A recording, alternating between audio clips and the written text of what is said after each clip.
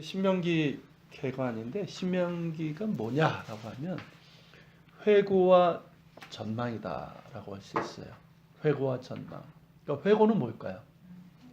지난 40년. 그죠? 그러니까 출애굽과 광야 40년을 이제 돌아보면서 이제 회고하고, 그럼 전망은 뭘까요? 지금 어떤 상태죠? 가나안 땅을 앞두고 있잖아요. 그러니까 가나안 땅을 목전에 두고 앞으로 그 땅을 차지하게 됐을 때 어떻게 그 땅에서 살아갈 것인가 하는 그 전망. 그래서 신명기는 회고와 전망의 책이다라고 할 수 있어요. 신명기는 이제 모세가 죽기 전이죠. 모세는 이게 연로하셔가지고 이렇게 그렇게 돌아가신 게 아닌 상황이었기 때문에 그 죽음이 이제 하나님께서 미리 얘기하셨고, 그 죽음 직전에 이스라엘 백성이 요단강을 건너서 가나안 땅에 들어가기 직전에 모압 평지에서, 그러니까 언약을 갱신하는 거죠. 늘 언약 갱신이 이루어져요. 첫 번째 언약이 시내산에서 십계명을 통해서 주어졌다면 이게 이제 갱신이 되는 거죠. 그러니까 모압 땅에서 이스라엘 백성들이 이 요단 동편 땅을 정복하고 르우벤 갓지파 므낫세 반지파에게 분배가 된 다음에 언약 갱신을 하잖아요. 그러니까 언약 갱신을 할 수밖에 없는 게, 시내산에서 하나님과 언약을 받은 백성들은 이미 광야 40년을 통해서 다 죽었죠. 그러니까 그들은 출애굽 세대고 지금은 광야 세대예요. 그러니까 광야에서 태어났거나 아니면 출애굽했을 때 유아였던 사람들이었기 때문에, 이들이기 때문에 이들에게 새롭게 언약을 갱신하는 거죠. 그래서 언약을 갱신하는 상황에서 모세가 이제 세 번의 설교, 연설이라고 하는데 설교라는 표현이 더 나을 것 같아요. 그것을 이제 했고, 그것이 이제 중심으로 된 책이 바로 신명기예요. 그러다 보니까 이제 주된 내용은 자연스럽게 과거로 돌아가야죠. 그러니까 성경은 항상 과거를 많이 돌아보잖아요. 출애굽과 광야 40년 생활에 대한 회고로부터 시작이 되고, 그렇지만 그 회고는 우리가 참 고생 많이 했지 뭐 이런 게 아니라, 그 핵심은 뭐냐면 하나님이에요. 그러니까 그들을 구원하신 야훼 하나님의 행위가 그 중심이에요. 그러니까 애굽의 노예였던 그들이었잖아요. 그들을 크신 능력으로 구원하셨고, 그들을 언약 백성으로 삼으셨고, 또 광야에서 얼마나 거듭 불순종의 반역을 보였습니까? 그들의 거듭된 불순종의 반역에도 불구하고 여기까지, 그러니까 가나안 땅을 눈앞에도 모압 평지까지죠. 여기까지 인도하신 하나님. 이게 이제 첫 번째 모세 설교의 중심이에요, 사실은. 그리고 이제 눈앞에 약속의 땅이 있죠. 그 땅을 이스라엘 백성은 어떨까요? 이미 요단 동편을 차지했어. 그리고 바로 눈앞이 가나안 땅이. 여러분 같으면 어떨 거예요? 막 그죠? 왜 빨리 안 가? 막 이러고 막 그럴 거예요. 근데 이제 그 흥분이 고조된 상태에서 모세는 땅을 차지하는 것보다 더 중요한 것이 무엇인지를 알려주고 있어요. 그러니까 땅이 목적이 아니에요. 그죠? 더 중요한 게 있다는 거죠. 그들이 차지할 땅은 그들의 땅이 아니라 하나님의 땅이죠. 하나님께서 약속하신 땅이니까. 그 땅을 그들에게 주시고자 하는 이유가 있다는 거죠. 그들이 그 땅에서 반드시 지키고 따라야 될 규범과 원리가 있어요. 그러니까 이것을 그들이 지키냐, 이것을 순종하느냐, 이에 따라서 그 땅은 축복의 땅이 될 수도 있고 저주의 땅이 될 수 있는 거예요. 그 땅은 분명 젖과 꿀이 흐르는 땅인 것이 맞지만 그들의 선택에 따라, 그러니까 여기 신명기에 보면 너희가 선택하라 이런 말씀이 한 2번 나와요. 그러니까 그들의 선택에 따라 축복의 땅이 될 수도 있고 저주의 땅이 될 수도 있는 거예요. 그게 나중에 그 너희가 가나안 땅에 들어가면 세겜에서 그렇게 하라고 그러죠. 지파들을 반으로 나눠서 한쪽은 축복을 선언하고 한쪽은 저주를 선언하고, 이게 선택하라는 거거든요. 그 선택이 무엇이어야 하는지를 분명하게 알려주고 있어요. 그런 까닭에 신명기는 오경의 이제 모세오경이죠. 오경의 중심되는 책이고, 선지서, 역사서 등 구약 성경의 메시지, 모든 구약성경의 메시지 기초가 돼요. 그리고 이스라엘 역대 왕들을 평가하는 기준도 신명기입니다. 새벽 말씀 때 지금 뭐 사무엘서도 봤고 열왕기도 봤고 지금 역대기인데, 역대기는 이제 그 다윗 언약이 좀 더 강조되어 있지만 사실은 이 신명기 사관이 바탕에 깔려 있어요. 특히 열왕기에서 그 왕이 선하더라, 악하더라, 그 평가의 기준이 뭡니까? 신명기예요. 신명기에 나온 하나님 경외, 그리고 하나님의 율법에 얼마나 순종했느냐, 이게 기준인 거예요. 이거에 따라서 이제 평가를 하는데, 이거를 신명기적 사관이라고 그래요. 역사관이죠. 이거에 따라 이제 기록된 거예요. 그러니까 선지자들의 메시지도 결국 뭡니까? 너희가 하나님을 배반했다는 거잖아요. 음행을 행했다는 거죠. 다시 하나님께로 돌아가라. 하나님을 경외하라. 그분의 말씀을 지키라. 결국 신명기적인 신앙과 삶의 회복. 이게 선지자들, 예언서들의 메시지라고 할 수 있는 거예요. 그래서 신명기를 뭐라고 그러냐면 구약의 심장박동이다. 누가 이런 좀 멋진 만들을 이렇게 좀 잘 만드셔요. 구약의 심장박동이다. 그러니까 이제 신명기의 이런 심장박동을 우리가 느끼게 되면 구약 성경 전체의 생명과 리듬을 느낄 수 있는 거예요. 그래서 구약 성경 전체를 이끌고 가는 게 신명기구나. 그죠? 구약이 어렵잖아요. 근데 신명기의 그런 내용을 알면 이 구약 성경 전체를 끌고 가는 게 바로 이 심장이 사람을 살리는 거니까. 끌고 가는 그 생명과 리듬을 우리가 느낄 수 있다는 거죠. 그래서 신명기는 구약 성경의 중심이 되는 책이다라고 할 수 있어요. 그럼 신약 성경에서는 어떠냐? 신약 성경에서도 신명기는 매우 중요한 책입니다. 예수님께서 신명기 말씀을 자주 인용하셨죠. 그 광야 40일 금식하신 후에 사탄의 유혹에 대해서 물리쳤던 말씀 3가지가 다 신명기 말씀이에요. 그죠? 그렇게 인용을 하셨고, 초대교회 역시 유대인들이잖아요.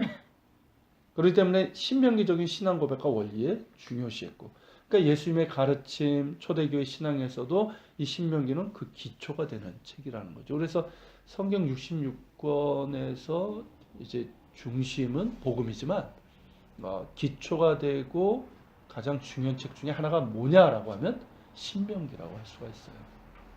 그 책을 우리가 공부하고 있는 거죠.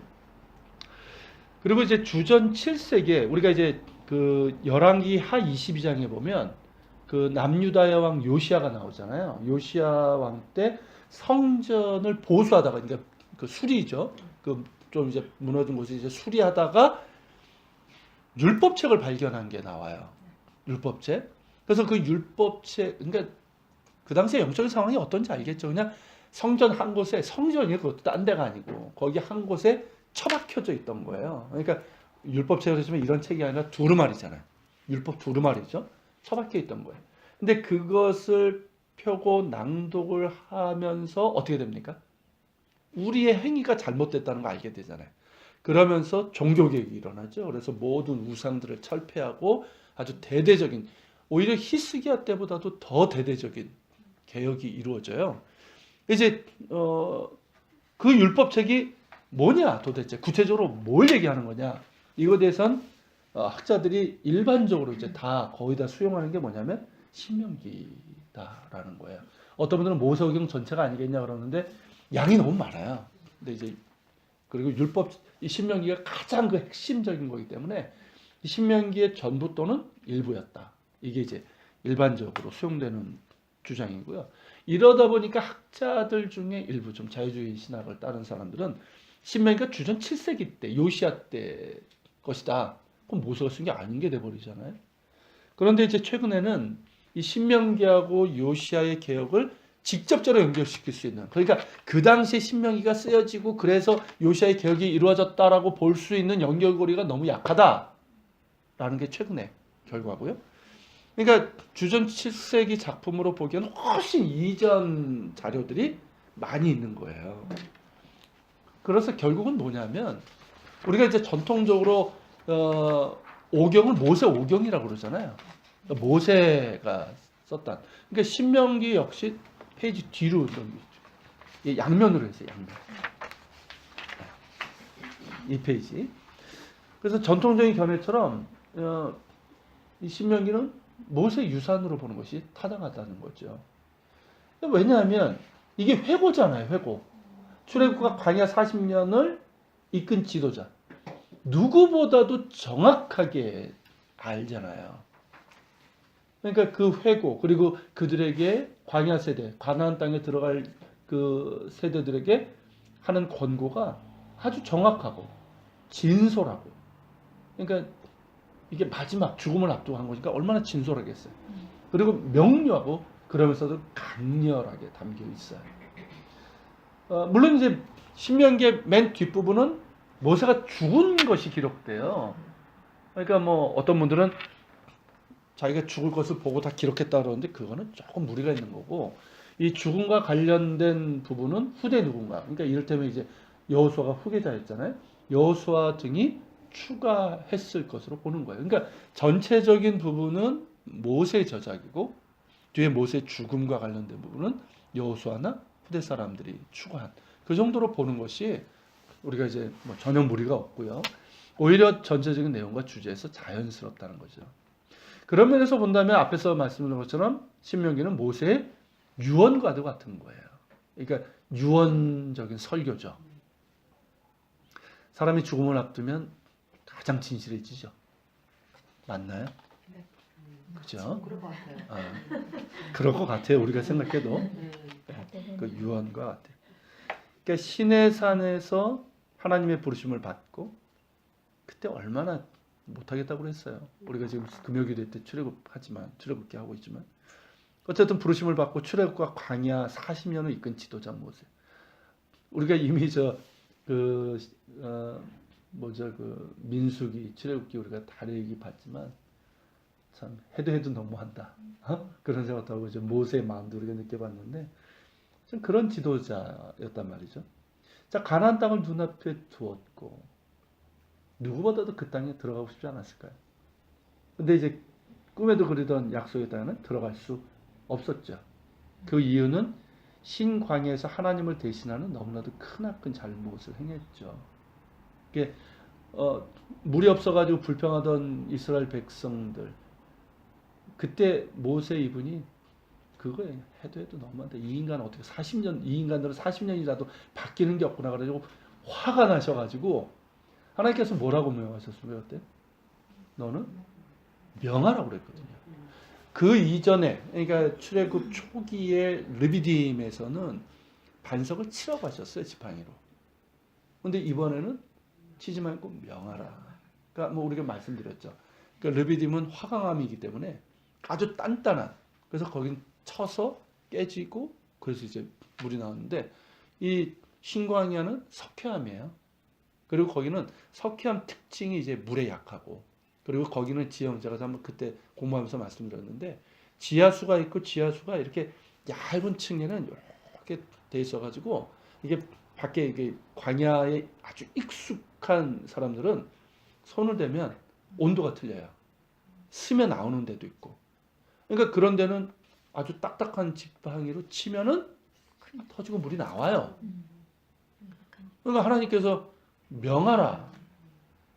명한다고 물이 나오는 게 아니잖아요. 그러니까 명했는데 물이 나왔다고 하면 하나님이 주시는 게 되잖아요. 근데 모세 이분이 너무 화딱지가 나가지고 이 인간들이 이러면서 쳤는데 2번이나 쳐버린 거예요. 그러니까 물이 나왔죠, 당연히. 근데 그 물은 누가 준 게 돼버린 거예요? 모세가 준 거예요. 하나님이 준 게 아니라. 그러니까 모세가 하나님 자를 대신해 버린 거예요. 우리가 심정적으로는 이해를 하지만 아무리 모세라고 그래도 하나님 자를 대신하고 하나님의 영광을 가로챈 거는 너무나 크나큰 잘못이죠. 그건 죽음으로 대가를 치러야 되는 죄인 거예요. 근데 하나님께서 어떻게 하십니까? 그렇게 하진 않으시죠. 모세를 치지 않으시죠. 다만 되게 긍휼을 베푸시죠. 그러면서 모압 광야까지 이스라엘 백성들을 이끌게 하셔요. 그렇지만 그 잘못으로 가나안 땅에는 들어가지 못하게 되죠. 근데 이게 우리가 이제 저도 그랬어요. 예전에는 하나님 참 너무하시다. 이 노인네 좀 가나안 땅 좀 들어가게 해주지. 얼마나 고생해서. 우리가 생각할 때 그렇잖아요. 근데 이게 모세에게는 축복이에요. 그러니까 왜냐하면 자 모세가 그때 하나님 자리를 대신했죠. 자 출애굽의 영웅이 광야 40년을 이끈 사람이 가나안 땅까지 정복하는 모든 과정을 이끌었다. 그러면 모세는 뭐가 될까요? 하나님 돼버려요. 하나님 돼버려요. 눈에 보이지 않는 하나님보다 눈에 보이는 모세가 더 하나님처럼 보여요. 아 지금 한국교회도 그 모양인데. 자 그러면 모세가 가나안 땅에 안 들어가는 게 모세를 지켜주시는 거예요. 맞죠? 지켜주는 거고 그리고 그 노인네가 뭐 이제 눈도 침침하신 그분한테 눈을 다 밝혀주셔서 가나안 땅 다 보여주셨잖아요. 그리고 이제 나의 사명이 어디까지를 아는 게 이게 축복인 것 같아요. 그러니까 내가 죽을 때까지 하겠다. 이건 노역이에요, 노역. 어제 제가 노예 가서 그런 노역을 보고 어느 분의 노역 때문에 이 노예가 이제 정상적으로 개회가 안 됐어요. 지금 한국교회 보시면 그거죠. 내가 끝까지, 내가 했으니까 내가 끝까지 내 거고. 근데 하나님께서 모세에게 하신 거 보면 내가 너를 불렀고 너에게 준 사명은 여기까지야. 그리고 그 다음은 너의 후계자가 할 거야. 이게 하나님의 모세를 보호하신 방법이에요. 그러니까 모세가 가나안 땅에 들어가지 않은 것은 축복이에요. 축복이에요. 그리고 그가 모압 땅에서 죽었지만 그의 시신을 찾을 수 없었더라. 하나님께서 어떤 특별한 방법으로. 그리고 이제 신약에 보면 예수님께서 변화산 아시죠? 변모하셨을 때 그때 이제 엘리야와 더불어서 모세가 내려오잖아요. 근데 그게 영으로 내려온 게 아니에요. 육체로 내려온 거예요. 엘리야는 살아서 승천한 구약에 딱 두 사람이죠. 기록된 사람으로 본다면 에녹하고 엘리야잖아요. 근데 모세가 내려왔단 말이죠. 그건 뭐냐면 그의 시신을 하나님께서 친히 거두셨다는 그거죠. 그러니까 이거는 축복이에요. 그러니까 우리는 더 이상 하나님 너무하시지 이러시면 안 돼요. 하나님의 모든 행위는 은혜이고 축복이에요. 선하신 거예요. 자, 어쨌든 이제 모세는 이렇게 하면서 어떻게 됩니까? 영원히 하나님께 충성한 종으로 남게 됐잖아요. 네. 그죠? 우리가 모세를 보고 끝이 참 이런 얘기 안 하잖아요. 오늘날 많은 분들이 끝이 그래가지고 참 그런데 끝까지 충성한 종으로 그렇게 남게 하신 거죠. 그렇지만 이제 모세는 자신이 이제 가나안 땅에 들어가지 못함을 이제 알았고 불평하지 않고 그대로 수용하죠. 이게 모세의 참 뛰어난 점인 것 같아요. 그러면서 이제 그의 마지막 설교들을 했고 따라서 그의 설교는 유언적인 성격을 가지죠. 그래서 더욱더 진솔하고 명확하고 강렬한 거예요. 자, 신명기의 명칭인데요. 이 신명기라는 말이 한자로는 이제 거듭 신자의 명령, 뭐 계명, 그걸 기록, 뭐 이런 신명기고요. 영어로 이제 듀트로노미라고 그러는데 이 듀트로노미와 신명기는 같은 뜻이에요, 사실은. 근데 이 영어 이름이 어디서 나왔냐면 신명기 17장 18절의 한 구절인데 그거를 헬라어 70인역, 그러니까 구약 성경 히브리어 성경을 헬라어로 번역한 게 이제 70인역이라고 그러는데요. 그 70인역 성경의 번역에서 유래가 된 거예요. 그 히브리어 성경 본문에는 그 17장 18절에 보면 이 율법의 사본이라고 돼 있어요. 이 율법의 사본. 이게 히브리어로 하면 이제 미슈네 하토라 하죗 이렇게 돼 있거든요. 그러니까 그 우리 개역 성경에는 율법의 등사본, 그러니까 카피죠, 카피. 예전엔 다 이렇게 손으로 썼으니까 그거로 되어 있는데 이것을 70인역에서 뭐라고 번역했냐면 듀테로노미논이라고 번역을 했어요. 이거를. 이게 영어에서 듀트로노미예요. 그러니까 그 뜻은 두 번째 율법 혹은 율법의 반복. 뭐 율법의 사본이니까 뭐 두 번째 율법. 근데 이제 두 번째 율법이라고 했을 때는 오해의 여지가 있죠. 왜냐하면 뭐 첫 번째, 두 번째, 세 번째 이게 이 뜻이 아니거든요. 그렇죠? 그러니까 신명기는 두 번째 율법이 아니라 시내산에서 받은 율법의 갱신, 강화. 아까 말씀드린 것처럼 광야 세대들에게, 그죠? 그 율법을 다시 확인하는 그런 의미죠. 그러니까 출애굽을 경험하지 않은 이 광야 세대. 하지만 이제 곧 약속의 땅 가나안 입성을 앞둔 새로운 세대들에게 신의 율법을 다시 알려주면서 언약을 갱신하는 설교로 이루어져 있단 말이죠. 그렇기 때문에 두 번째 율법이라는 의미보다는 뭘로 이해하는 게 옳다? 율법의 반복. 그죠? 이게 의미적으로 맞는 것 같아요. 그러니까 우리 성경이 이걸 번역을 잘한 것 같아요. 의미를 살려가지고 거듭 신을 쓴 거예요. 그러니까 율법의 반복이죠. 거듭해서 하나님의 계명을 전했다. 그래서 신명기 그렇게 이제 적절하게 한 것 같아요. 자, 이제 다음 페이지로 가서, 자, 히브리어 성경에서는 이제 책 제목이 뭐로 되어 있냐면, 특별히 이제 모세오경 같은 경우는요, 그냥 첫 구절, 첫 단어가 책 제목이에요. 그때 배우신 분들이 기억나시죠? 우리 성경으로는 안 되고 히브리어로. 그러니까 창세기는 이제 베레시트 이렇게 나가는데 그게 이제 처음에 이 뜻이에요. 그게 이제 책 제목이에요. 그러니까 신명기도 첫 구절이 제목이에요. 첫 구절이 뭐냐면 엘레하드바림이라고 불러요. 그래서 신명기를 히브리어로 뭐라고 하냐면 그냥 드바림이라고 해요. 드바림이 뭐냐면 말씀들 이런 뜻이에요. 그러니까 엘레하드바림 그러면 이것들은 그 말씀들이다. 첫 구절이 이렇게 나오는데 요거를 이제 책 제목으로 부르죠. 근데 이 제목이 더 맞는 것 같아요. 저는 신명기도 맞지만 그냥 드바림이다. 말씀들 이렇게 맞는 것 같아요. 제가 히브리어로 그냥 여기다 첫 구절을 넣었는데요. 여러분 뭐 이거 뭐 그냥 보시면 되는 거고, 제가 직역을 좀 했어요. 직역을 했는데, 자, 밑줄 친 게 이제 첫 구절이에요. 엘레하드바림. 이것들은 그 말씀들이다.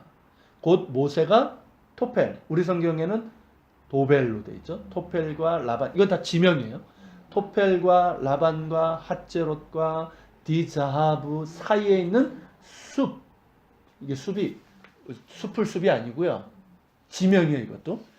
숲 맞은편 아라바 광야가 그 뭡니까 그 사해하고 그쪽 쫙 다 아라바 광야거든요.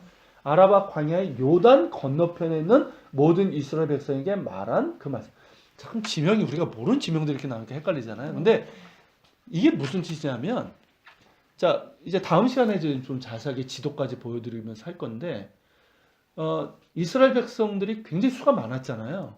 그들이 있었던 그 지역을 보면은 모압 평지가 굉장히 넓은 지역이고 쭉 있어요. 그러니까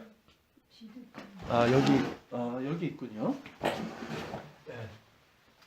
그래서 어디냐면 이게 여기가 모압 평지예요. 여기가 모압 평지고 그 느보산이 여기거든요. 느보산, 여기 가나안 땅을 보았던. 그러니까 모압 평지가 여기. 그러니까 이쪽 쭉 이렇게 쭉 이스라엘 백성들이 있었고, 이쪽 이제 모압 평지 조금 높은 곳에서 이제 모세가 행했던 설교라는 거죠. 물론 이제 모든 사람들이 다 듣지 못했겠죠. 그렇지만 이제 그것이 기록되고 다 선포가 된 거죠. 자, 이 히브리어 성경에서의 이름은 모세가 전한 말씀. 정확하게는 뭡니까? 모세를 통해서 하신 하나님의 말씀이죠. 그러니까 이 말씀이 강조되어 있어요. 그래서 이 책에 기록된 말씀이 이 가나안 입성을 앞둔 광야 세대는 물론 이게 광야 세대들에게만 해당되는 게 아니거든요. 가나안 땅에 계속해서 살게 될 이스라엘 모든 백성들에게 행해지는 말씀이에요. 뿐만 아니라 우리도 마찬가지잖아요. 우리에게도 역시 우리가 듣고 순종해야 될 하나님의 말씀이라는 거죠. 이거를 더 적절하게 보여준다고 할 수 있는 것 같아요. 자, 그리고 이제 신명기 구조를 보면, 신명기는 이제 다른 이제 뭐 민수기 같은 경우는 출애굽의 여정이 이렇게 돼 있고, 레위기는 어떤 제사법 돼 있고 그렇지만, 여기는 이제 출애굽의 모든 광야 생활까지 회고하고 또 가나안 땅에서의 어떤 전망도 있기 때문에 아주 내용이 풍성합니다. 그래서 여러 가지 방법으로 나눌 수 있어요. 어떤 분들은 10계명으로 나누기도 하고 언약으로도 나누기도 하고 여러 가지 나눌 수 있는데, 그냥 가장 적절하고요 많이 사용하는 방법이 뭐냐면 모세 설교로 나누는 방법이에요. 모세 설교로. 이게 간단해요. 너무 복잡하게 나누는 것도 별로 좋지 않고. 그래서 신명기는 이제 앞에서 우리가 본 것처럼 모세가 자신의 생애 마지막에 요단강 건너편에서 마지막으로 이스라엘 백성들에 행한 설교, 연설들로 이루어졌기 때문이죠. 그래서 중간중간에 나눌 수 있는 문구가 있어요. 이는 말씀이니라. 율법은 이러하니라. 이런 식으로 되면서 또 이 설교의 한 단위가 끊어지거든요.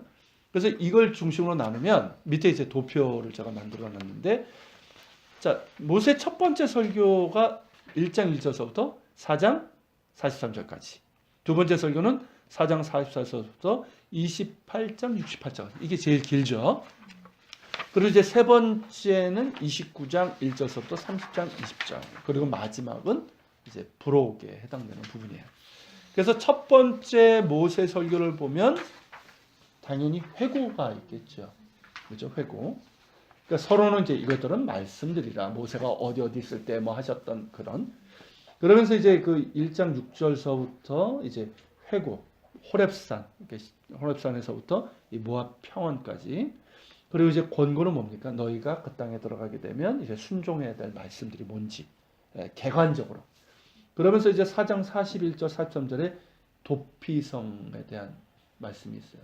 도피성은 고의가 아니라, 그러니까 그 부지중이라고 그러죠. 성경에 보면 고의가 아닌 부지중에 사람을 죽였을 경우, 그러니까 예전에 이제 보복이라는 게 있잖아요. 복수. 그러니까 그런 것에서부터 보호해 줄 수 있도록. 그러니까 이 사람이 진짜 고의적으로 사람을 죽였는지 아니면 부지중에 고의가 전혀 없이 실수로 했는지를 재판을 받을 때까지 보호해 주는, 그게 이제 도피성이죠. 그에 대한 이제 설정이 있고요. 그리고 이제 두 번째 설교가 이제 핵심이에요. 사실은 두 번째 핵심인데, 여기는 야훼 하나님의 법이에요. 그러니까 율법, 십계명 이런 것들이 중심이 되죠. 그래서 이것도 이제 두 부분으로 나눌 수 있는데, 4장 44절부터 11장 32절 요 부분에 이제 십계명이 있고요. 그리고 우리가 보통 쉐마라고 하는 게 여기 있습니다. 그래서 언약의 요구들이 나오는데 서론이 있고요. 십계명이 이제 여기서도 소개가 되고, 그리고 이제 야훼 하나님과의 만남, 그리고 6장 부분은 보통 이제 이 부분은 쉐마라고 그래요. 쉐마. 나중에 말씀드릴게요. 이게 쉐마가 들으라라는 뜻인데, 지금도 유대인들이 가장 중요하게 여기는 구절이에요. 예수님도 가장 큰 계명이 이거다라고 인용하신 부분이고, 그리고 이제 7장은 이제 땅의 약속, 그리고 이제 어떤 문제가 너희들에게 있는지, 그리고 이제 8장 1절부터 11장까지는 이제 하나님의 행위, 그리고 이스라엘 반응에 대한 거기서부터 나오는 어떤 교훈들. 그리고 11장은 뭡니까? 너희가 택하라. 그렇죠? 너희가 택하라. 복과 저주가 너희에게 있나니. 그 말씀이고요. 자, 그리고 이제 요 두 번째 설교의 두 번째 단락이 이제 12장 1절서부터 26장 19절, 26장 19절까지인데요. 여기 이제 율법, 그러니까 십계명에서부터 비롯된 율법들이에요. 그래서 예배에 대해서, 그러니까 제사에 대한 거죠. 그리고 이제 직임, 제사장, 레인들 이런 사람들. 그리고 죄를 범한 자들에게 대해서 어떻게 해야 되는지. 그리고 성전, 거룩한 전쟁이죠. 가나안 땅에서 수행해야 될 그 거룩한 전쟁에 대한 것. 그리고 이제 부수적인 법들, 제2상의 신앙 고백, 그리고 결론적인 권면. 여기서 똑같아요. 택하라. 자, 그리고 27장이 이제 결정적인 거죠. 세겜에 너희가 가나안 땅을 정복하면 그 땅에서 뭘 하라? 세겜에 가면 산이 두 개가 있어요. 북쪽에 에발산이 있고, 세겜이 여기 있는 산인데, 여기가 이제 사마리아라고 하는 지역이고, 세겜이 여기예요. 여기 예루살렘이 이제 여기고 세겜인데, 여기 보면 에발산과 그리심산이 있어요. 이 지도 혹시 받으셨나요? 아니요. 드릴게요. 저희 교회만 드리는 지도. 이 분당에서는 여기 있는데, 요 에발산과 그리심산으로 이렇게 이스라엘 집 백성들을 이제 둘로 가르고, 거기에서 이제 에발산에서는 그 하나님의 말씀을 따르지 않았을 때 저주, 그리고 그리심산에서는 순종했을 때 주어지는 축복을 선언하게 하죠. 그래서 이 세겜에서 집행된 의식은 이게 언약 갱신이에요. 사실은 약속의 땅에 가서 또 한 번 언약을 갱신하는 거죠. 자, 그리고 이제 세 번째 설교는 야훼 하나님의 언약인데, 이제 29장에서는 야훼 하나님의 계시의 목적이 뭔지, 그리고 이제 30장에서 14절까지는 야훼 하나님의 말씀을 가까이 두라. 그리고 30장 뒷부분은 이스라엘 앞에 놓인 선택이죠. 그리고 31장서부터 마지막 34장까지는 부록인데 모세의 마지막 지시들. 그러니까 여호수아를 후계자로 이미 삼았죠. 그에게 주신 사명, 장로들 향한 이야기, 또 모세의 노래, 모세의 찬양이죠. 그리고 맺은 말, 모세가 축복을 간구하고 모세가 죽는 이런 이야기들이 쭉 있습니다. 자, 그리고 이제 신명기의 신학적 주제와 메시지인데 그냥 세 가지만 오늘은 말씀드릴게요. 첫째는 뭐냐면 이제 우리 하나님 야훼는 오직 한 분이신 야훼이시니, 여기 신명기 6장 4절의 말씀이죠. 그러니까 신명기가 단호하고 가차없이 선언하는 것이 있다면 그게 뭐냐면 오직 야훼만이 한 분이신 하나님이시라는 이거예요. 야훼라 하시는 그분만이 하나님이시고 다른 하나님은 없다라고 단언합니다. 이건 철학적인 원리가 아니에요. 그리고 이제 신학적인 논증의 결과가 아니에요. 막 이렇게 뭐 이렇잖아요. 철학자들, 뭐 신학자들 논증에서 그게 아니라 그냥 실존이에요. 실존. 그러니까 야훼, 여호와 하나님이죠. 야훼 하나님만이 하나님인 거예요. 그분만이. 그리고 그분이 우리에게 자신을 드러내셨죠. 이걸 계시라고 그러죠. 계시에서 비롯된 거예요. 그러니까 우리가 뭐 헬라 철학자들이 뭐 이렇게 생각하다가 그들이 신을 만들어냈잖아요. 그런 결과가 아니라 이거는 실존이고 하나님이 당신을 나타내신 데서부터 나온 거예요. 그러니까 이거는 뭐 따질 게 없는 거예요. 사실은 신학은 이걸 뭐 논증하고 있지만, 그래서 신명기는 뭐냐면 신은 하나다 이거를 말하려는 것이 아니라 오직 한 분이신 하나님이 어떤 분이신지를 우리에게 보여주고 있는 거예요. 그분은 야훼로 우리에게 계시된 하나님이에요. 야훼, 우리 개역개정이 여호와로 되어 있고, 야훼는 뭐냐면 보다 정확한 이름이에요. 그래서 영어로는 요 대문자만 딱 따가지고 YHWH 혹은 VH 이렇게 이제 표시하는데, 자, 하나님의 이름에서는 우리가 출애굽기 공부할 때 기억이 나실지 모르겠어요. 제가 주일에도 말씀드리고도 했는데 금요일에도 그렇고, 출애굽기 4장 14절에 나오죠. 나는 스스로 있는 자니라. 우리 성경에 그렇게 돼 있죠. 그러니까 나는 스스로 있는 자니라, 이거는 의역된 거예요. 직역이 아니에요. 직역을 하면 뭐냐면 영어로 하면 I am who I am. 히브리어는 이제 에의 아쉘 에인데 영어로 번역하면 I am who I am인데, 우리말로 번역하면 뭐냐면 나는 나다. 이게 하나님 이름이에요. 나는 나다. 그러니까 이게 무슨 뜻이냐면 의미적으로 하면 나는 언제나 나다. 자, 세상의 모든 존재하는 것들은 이름이 있고 그 이름은 누가 지어줬습니까? 사람이. 맞잖아요. 사람이 지어줘. 하다못해 여러분들의 이름도 부모님이. 그렇죠? 사람이 지어준 거예요. 모든 신들의 이름을 한번 보세요. 누가 지었습니까? 사람이 지은 거예요. 사람이. 근데 하나님의 이름은 사람이 지은 겁니까? 아니에요. 그러니까 그분이 오리진이에요. 모든 세상을 창조하셨고 영원부터 계셨고 그분이 다 만드신 거예요. 그러니까 그분을 누가 이름을 지을 수가 있겠어요? 그러니까 하나님이 뭐냐면 모세가 내가 당신을 누구라고 할 수 있겠습니까? 그러니까 야, 나는 나야. 나는 언제나 영원부터 영원까지 존재했던 하나님이야. 당신을 알려주신 거예요. 어떤 분인지를. 그거를 우리가 부를 수 있도록 축약을 하는 게 야훼라고 하시는 이름이에요.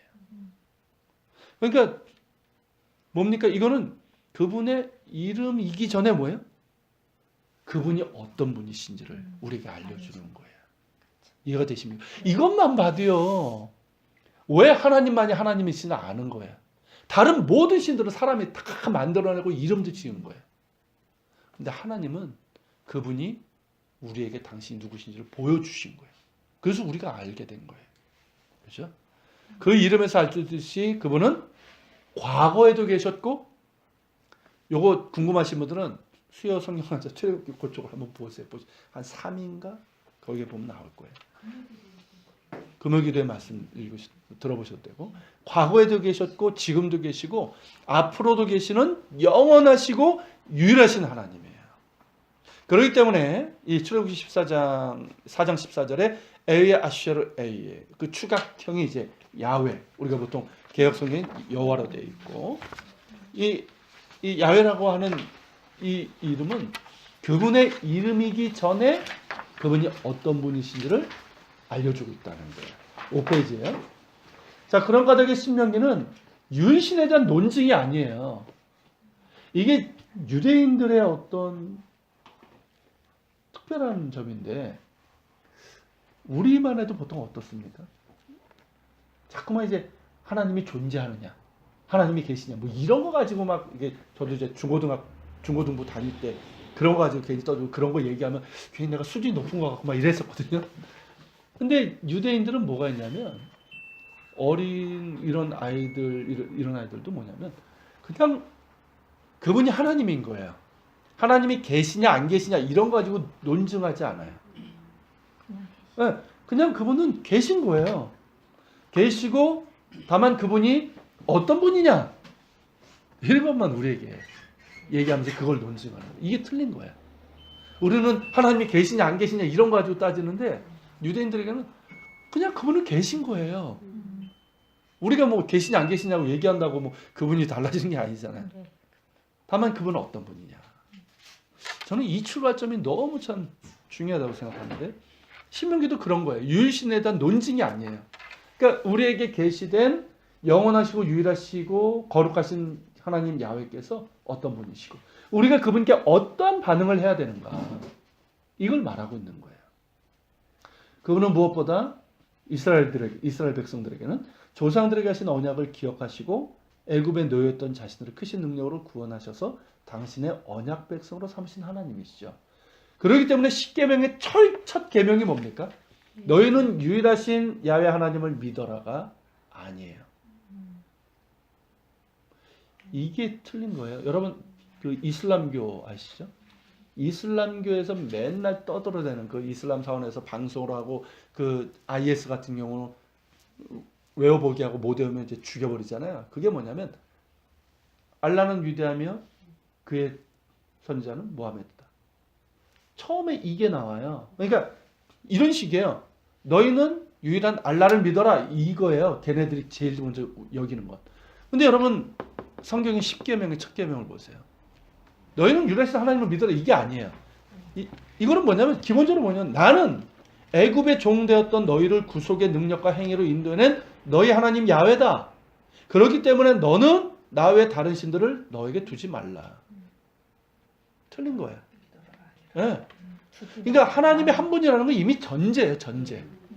사람이 만들어낸 종교라면 너희는 한 분만 믿어 이렇게 이런 식으로 이슬람에서 얘기하겠지만 그들은 만들어낸 거니까. 그런데 성경은 어떻습니까? 그분은 그냥 이미 계신 분이에요. 우리에게 계시하셨고, 그리고 그분이 우리를 구원하셨어요. 그렇기 때문에 너희는 하나님 외에 다른 신들을 너희 앞에 두지 말라 이렇게 말씀하신 거예요. 이게 첫 계명이에요. 그러니까 영원히 계시고 오직 한 분이신 거룩하신 하나님의 언약 백성이 된 이스라엘에게 마땅한 반응은 뭘까요? 그렇다면 마땅한 반응은 그분을 사랑하는 거예요. 단순히 하나님을 하나의 신을 믿는 게 아니에요. 그러니까 뭐 우리나라는 불교 믿다가 뭐 이렇게 믿다 여러 종교 중에 하나를 믿는 그게 아니라 그분을 사랑하는 거예요. 왜냐하면 그분만이 하나님이시고 그분만이 우리의 구원자시고 우리를 사랑하시는 진짜 하나님이기 때문에 그분을 사랑하는 거예요. 이게 성경에서 얘기하는 믿음이에요. 그분만을 사랑해야 하는 거죠. 그분만을 사랑하면은 마음을 다하고 뜻을 다하고 힘을 다해야 되는 거예요. 그 사랑을 이게 우리의 마음이죠. 그거를 다른 우상들이나 돈이나 세상 것에 조금이라도 준다면 그것은 그분을 사랑하는 게 아니에요. 그것은 간음이고 음행이고 우상숭배예요. 오직 한 분이신 하나님을 사랑하되 하나님만을 사랑하되 마음을 다하고 뜻을 다하고 힘을 다하여 사랑해야 되며 또한 그분께서 명하신 말씀을 마음에 새기고 잊지 말라는 거죠. 그리고 자녀들에게도 부지런히 가르쳐야 된다는 거예요. 이게 신명기의 핵심이고요. 오경 전체는 물론 성경 전체에서도 가장 중요한 말씀 중에 하나잖아요. 예수님께서 제일 큰 계명은 이거 인용하신 거예요, 사실은. 그리고 이제 이스라엘 사람들은 이거를 쉐마, 들으라는 뜻인데 쉐마라고 하는데요. 그들이 가장 중요하게 하는 말씀이죠. 그게 이제 신명기 6장 4절부터 7절이죠. 읽어볼까요? 이스라엘아 들으라. 우리 하나님 여호와는 오직 유일한 하나님이시니 너는 마음을 다하고 힘을 다하여 내 하나님 여호와를 사랑하라. 오늘 내가 내게 명하는 이 말씀을 너는 마음에 새기고 내 자녀에게 부지런히 가르치며 집에 앉았을 때든지 길을 갈 때든지 누워있을 때든지 일어날 때든지 이 말씀을 강론할 것이며 너는 또 그것을 내 손목에 메어 기호를 삼으며 내 미간에 붙여 표로 삼고 내 집 문설주와 바깥문에 기록할지니라. 그렇죠? 이게 유대인들이 가장 중요하게 하는 이 말씀이에요. 요 쉐마의 말씀을 적어가지고 요만한 함에 넣어가지고 문설주에 붙여요. 실제로. 그리고 요거를 요만한 상자에다 넣어가지고 여기다가 기도하거나 예배드릴 때 딱 묶죠. 그렇게 철저하게 해요. 그리고 예수님께서 5절을 인용하신 거죠. 어떤 계명이 가장 크니까. 그래서 이 말씀을 인용하신 거예요. 자, 이러한 유일신 신앙이 이제 있고요. 근데 이거는 그리스도의 유일무이성과 연결이 됩니다. 그러니까 신명기 속에서도 우리는 예수 그리스도를 발견할 수 있다는 거예요. 그러니까 예수님께서는 신명기 쉐마의 말씀을 인용하셔서 가장 큰 계명이 무엇인지 말씀하셨죠. 그러니까 하나님은 오직 한 분이신 하나님이신 거예요. 또한 그 하나님이 인간이 되신 거죠. 이제 하나님은 그리스도 예수 안에서 계시된 하나님이신 거예요. 그렇기 때문에 예수 그리스도만이 하나님을 알 수 있고 그분께 나아갈 수 있는 유일한 길이요 진리요 생명이신 거예요. 인간이 되어 오신 하나님은 자신의 생명을 내어주심으로 새롭고도 완전한 출애굽의 구속을 행하셨죠. 그게 십자가요 부활이잖아요. 그리고 이스라엘이 실패한 선교적인 사명, 이게 제사장 민족이잖아요. 이스라엘이 실패한 선교적인 사명을 친히 행하셨죠. 예수 그리스도를 통해서, 교회를 통해서. 그분 안에서 이스라엘은 물론 모든 열방이 거룩한 나라요 제사장 민족이 됩니다. 그렇기 때문에 우리는 신명기에 오직 한 분이신 하나님에서 오직 한 분이신 우리의 구원자 예수 그리스도를 보게 되는 거예요. 자, 우리 두 번째 이제 신명기 이제 선교적인 의미인데요. 우리가 이제 구약 성경은 우리가 이제 그 선교적인 메시지가 좀 없다 이렇게 생각하는 경향인데 그렇지 않아요. 선교적인 메시지가 바탕에 깔려 있어요. 왜냐하면 그게 이스라엘 백성들을 부르신 이유이기 때문에 그래요. 자, 성경 전체가 성경과 연결되죠. 그래서 당연한 거고 성경은 하나님께서 지으신 세계에서 이루어지는 하나님의 선교예요. 그리고 열방 가운데서 이루어지는 하나님의 백성. 그러니까 구약에서는 이스라엘, 신약에서 이제 교회로 얘기하는데 이 하나님의 백성이 선교와 연결이 됩니다.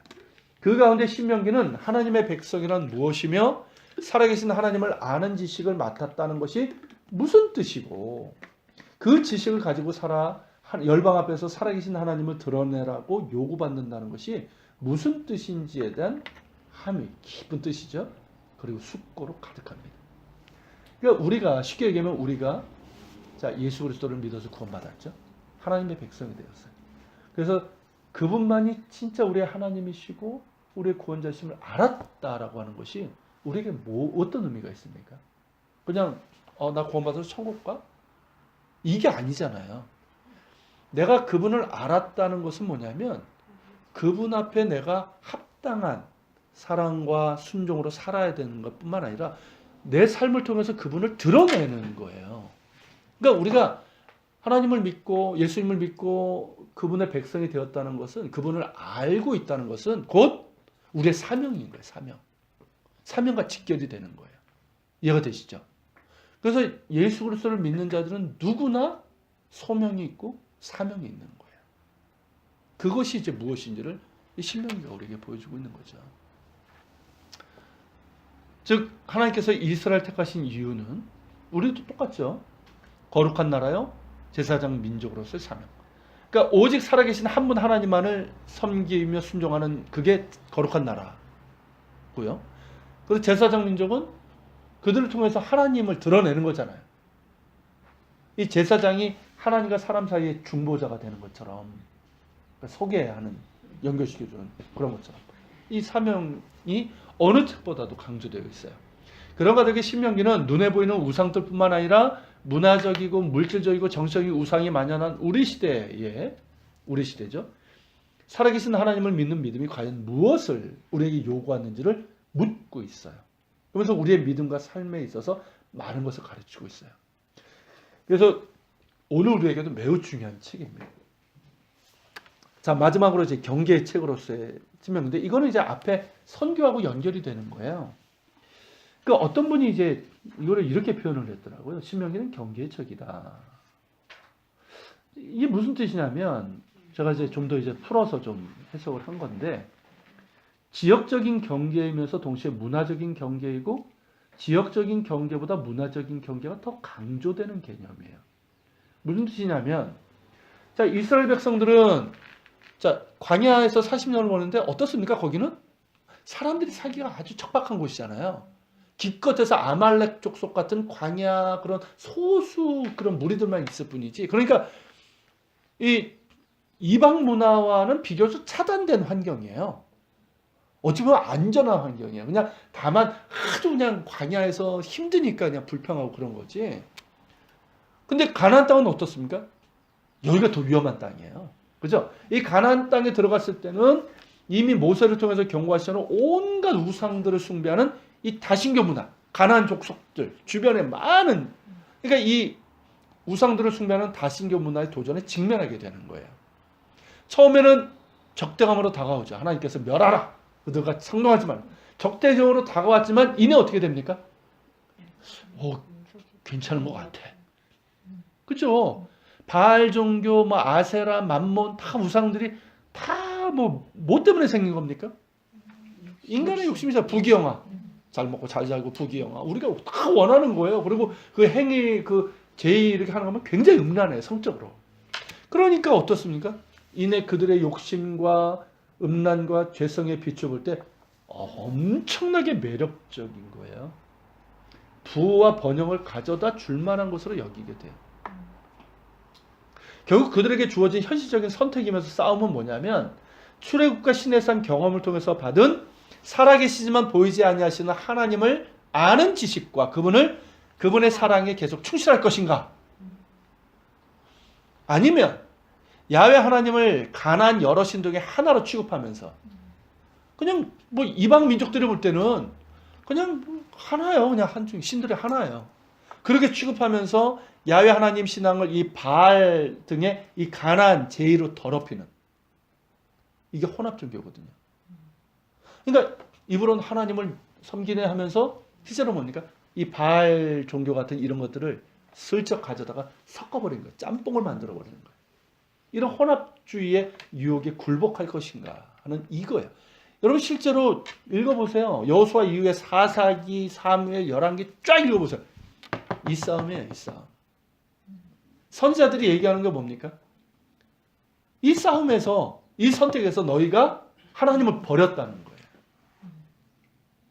그렇기 때문에 너희 모두 우상과 탐욕을 버리고 하나님께 돌아오라. 그걸 얘기하고 있는 거예요. 또 하나는 거룩하신 야훼 하나님께서 보여주신 정의와 사랑이라는 기준. 이게 사실 율법이잖아요. 율법은 이거예요. 거룩하신 하나님께서 보여주신 정의와 사랑이에요. 사랑이 기준이에요. 자, 이걸 가지고 다른 어느 민족과도 구별되는 거룩한 공동체로 살 것인가. 우리가 이미 율법을 쭉 배웠고 이제 앞으로도 배울 것이지만, 율법은 당시 지금도 그래요. 지금의 기준으로 봐도 정말 탁월해요. 탁월한 정의와 사랑의 기준이에요.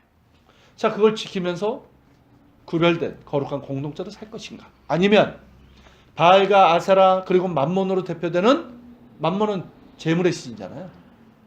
바알과 아세라는 풍요의 신이고, 풍요와 번영의 신이죠. 이렇게 대표되는 기복적인 탐욕, 불평등, 기복적으로 이런 기복적인 탐욕이 앞서면요, 그 사회는 불평등한 사회가 될 수밖에 없어요. 근데 하나님께서 말하신 정의는 뭡니까? 너희가 가난한 자들에게 너희 것을 주라. 고아와 과부들을 돌봐라. 그러잖아요. 속이지 마라. 이게 정의와 평등을 얘기하신단 말이죠. 근데 바알 종교를 따라가게 되면, 이 가나안 종교를 따라가게 되면 이 기복적인 탐욕, 거기서 야기되는 불평등, 음란과 부패, 결국 가나안 족속들과 똑같이 되는 거예요. 똑같이 타락하여 하나님의 진노를 사고 말 것인가. 결국 이 문제예요. 구약성경 읽어보면. 그러니까 신명기는 그 경계가 무엇인지를 명확하게 보여주고 있는 거예요. 그러니까 살아계신 거룩하신 한 분 하나님 야훼와 언약을 맺은 백성으로서 오직 하나님만을 섬기고 그분의 법에 따라 구별된 거룩한 공동체를 이루어가는 거룩한 나라가 되는 법이 무엇인지를 보여주고 있어요. 더불어서 그러한 구별된 거룩한 삶을 통해서 오직 야훼만이 하나님이시라는 이 사실을 열방 가운데 전할 수 있다는 것을 확장된 경계로서 보여주고 있는 거예요. 무슨 말인지 이해가 되시죠? 쉽게 말하면 우리가 이 땅에서 정말 예수 그리스도를 믿는 자들로서 분명한 믿음과 그런 이제 구별됐다는 게 나 예수 믿어 주일날 교회가 이게 아니잖아요. 정말 하나님께서 원하시는 건 정의와 사랑의 그런 섬김의 삶을 살아간다고 했을 때 그게 우리가 새 속에 물들지 않은 경계가 되잖아요. 그죠? 경계가 되는데 이 경계가 배타적인 경계가 되는 게 아니에요. 지금 한국교회 문제는 뭐냐면 그걸 지키지 않은 상태에서 우리가 무슨 예수 믿고 뭐 이러면서 배타적인 경계를 만들어 버렸어요. 그러니까 세상 사람들 볼 때는 아직 고집스럽고 그러면서 지네들도 제대로 못하면서 뭐 떠들어대는 것 같고 이렇단 말이죠. 보니까 탐욕 덩어리인데. 근데 신명기에서 얘기하는 건 그런 경계가 아니에요. 정말 우리가 제대로 된 이 신앙의 경계를 우리가 타게 되면 1차적으로 우리가 보호가 되는 거예요. 안전한 거예요. 우리가 새 속에서 안전한 거예요. 뿐만 아니라 그 경계를 통해서 세상 사람들이 누굴 보게 될까요? 살아계신 하나님을 보게 되는 거예요. 이스라엘 백성들이 그렇게 살아가면 저들이 믿는 하나님이 진짜 하나님인가 보구나. 초대교회도 그랬잖아요. 초대교회 성도들이 성령, 이게 부활하신 예수님을 전하고 성령 충만하고 서로 막 자기 것을 나누면서 사랑하고 막 섬기고 이랬을 때 바깥 사람들이 어땠어요? 저들 미쳤네? 이게 아니었어요. 그거는 이제 박해하던 그 사람들이고 딱 보면서 어땠습니까? 저게 천국이다. 그들은 하나님 나라를 알았잖아요. 저게 하나님 나라다. 이거라는 거죠. 이 경계라는 거죠. 그 경계를 신명기가 우리에게 보여주고 있어요. 그러니까 이런 신명기의 경계가 우리가 살아가는 세상이잖아요. 다원주의 사회죠. 그리고 혼합주의적인 이런 세상에서. 그리고 이제 그 선교사들의 경우라면 외국에서 산다면 타문화권 선교잖아요. 거기에서도 마찬가지예요. 이 그리스도인들과 사역자들에게 지켜야 할 기준 그리고 결코 넘어서는 안 될 경계가 무엇인지를 명확하게 보여준다 할 수 있어요. 예수님께서 공생애를 시작하기 전에 이스라엘 백성들의 광야에서의 삶을 나타내는 40일 금식. 이스라엘 백성들의 40년을 축약적으로 40일 동안 겪으신 거예요. 그리고 그들이 그 유혹 속에 다 무너졌잖아요. 그 유혹을 예수님께서 담당하시고 승리하셨는데 그때 그 유혹을 이겨내셨던 그때 사용하셨던 말씀이 신명기 말씀이잖아요. 이게 마태복음 4장 1절부터 10절인데 바로 그 의미. 그러니까 예수님께서 친히 그 경계를 보여주신 거예요. 이 경계가 분명해야지만 우리가 안전한 거예요. 더불어서 살아계신 하나님을 증거하고 세상 가운데 하나님의 사명을 감당하면서 살 수 있다는 거죠. 그걸 보여주는 책이에요. 신명기가 얼마나 중요한지 이해가 되시죠? 네. 앞으로 계속 나오시는 게 좋겠죠. 근데 이제 다음 주는 저 양해를 구하는 게 예전에 그 서울 노회 거기서 이제 성지 답사를 가신다고 목사님들 장로님들 성서 지리 좀 강의를 좀 해드린 적이 있었어요. 근데 거기 참석하셨던 장로님 한 분이 그때 너무 좋으셨나 봐요.